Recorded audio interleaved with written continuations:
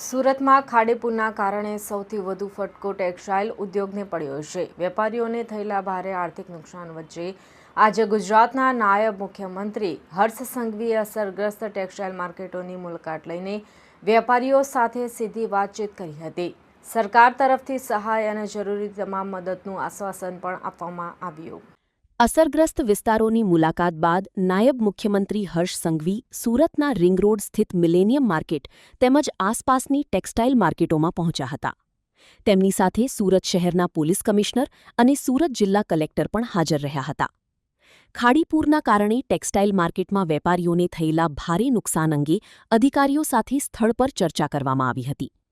ફોસ્ટાના પ્રમુખ કૈલાસ હકીમ પણ આ મુલાકાત દરમિયાન ઉપસ્થિત રહ્યા અને વેપારીઓની સમસ્યાઓથી નાયબ મુખ્યમંત્રીને વાકેફ કર્યા હતા।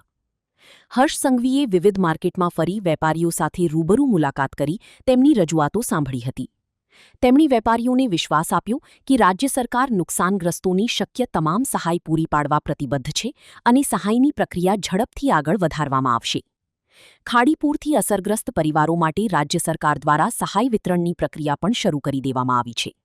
સરકારી નુકસાનનું સર્વેક્ષણ પૂર્ણ કરીને અસરગ્રસ્તોને તાત્કાલિક રાહત પહોંચાડવા માટે કામગીરી તેજ કરી છે।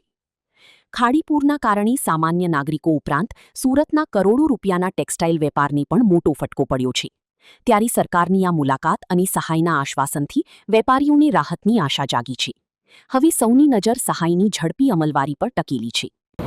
पिछले कुछ दिनों से पूरे सूरत में जो बारिश के पानी से जो एक भयावह स्थिति उत्पन्न हुई, मैं देख रहा हूँ कि 2-3 दिन से हमारे पूरे 21 मार्केट लगभग पानी के उनके दोनों बेसमेंट और कुछ मार्केट में ग्राउंड फ्लोर पे माल का भी काफ़ी सारा नुकसान हुआ। पार्सल भीगे, गाड़ियाँ पानी में गई। ये सारी सोशल मीडिया पर सब जगह खबरें फैल रही, तो हमारे नायब मुख्यमंत्री जी ने हमारे एसोसिएशन से बात करके व्यापारियों से मिलने के लिए स्वयं से चल के कि हमें कपड़ा व्यापारियों से मिलना है। ये उनकी बहुत बड़ी बात है, क्योंकि मैंने देखा है कि जिस तरह से 2 दिन से वो सूरत के कोने कोने में जाके लोगों से मिल रहे हैं, लोगों से हाल चाल पूछ रहे हैं, लोगों की हिम्मत बंधा रहे हैं, उसी तरह आज कपड़ा बाज़ार में भी आए और आके उन्होंने व्यापारियों से मिला और ये कहा कि आप चिंता न करें। हमारे सूरत की एक सीरत और सूरत की सुंदरता है कि हमारे सारे सामाजिक संगठन, पुलिस प्रशासन, पॉलिटिक्स, प्रेस सभी मिलके हमारे सूरत का भला सोचते हैं और सूरत को वापस खड़ा कर देते हैं। उसी कड़ी में हमारे नायब मुख्यमंत्री जी ने भी आज हमें आश्वासन दिया कि आप चिंता न करें, आपके साथ पूरी सरकार आपके साथ है।